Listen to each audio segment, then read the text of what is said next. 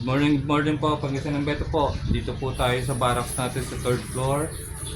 Gawin natin yung morning routine natin. So ito po yung ating birdie dragon, due siya po basking.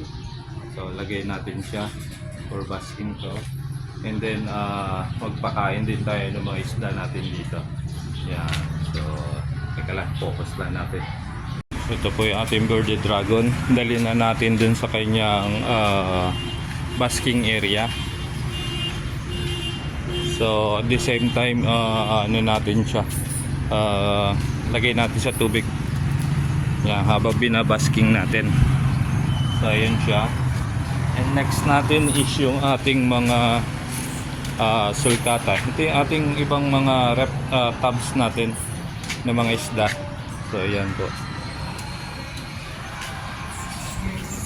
So kunin natin yung ating sulcata. During po sila sa basking and feeding natin. So ito yung ating dalawang sulcata, hatchling. Ano sila? Yeah, the other one. Yan, daily routine po natin every morning po. So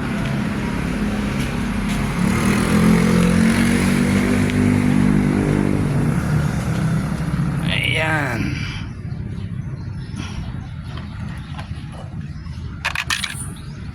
Yan, soak muna natin sila, basking with water po, soaking muna natin sila. Yan, hanggang sa umayaw na sila. So it's the time na tatanggalin na natin sila dyan sa tubig. So for the meantime, dyan muna sila. Yan, saka natin sila papakainin. Yan po. Yan, ito yung basking area nila. Ayan. Lagyan ko ng harang, and then yung ibang mga tripod na ginagamit ko sa setup kasama na yun, nakabilad na dyan. So kung kailangan nilang hiding place, ayan po. And then additional lang yung mga takip na styrofoam ko dyan para kung masyadong malakas ang araw, makapagtago sila. So dyan po sila maghapon na yan. Yung mga tortoise ko, maghapon na sila dyan. Sa gabi ko na, sa hapon ko na sila nilalagay ulit sa enclosure nila. Ito ating bearded dragon, mga 30 minutes lang yan diyan natin nilalagay, then ipapasok na ulit natin sa enclosure niya. So ayan po.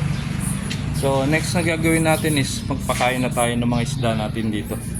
Ayan po yung mga isda natin. Yan, meron tayong mga beta rito, longfin danyos, andun yung ating mga mollies. Ito PKBM. Yan.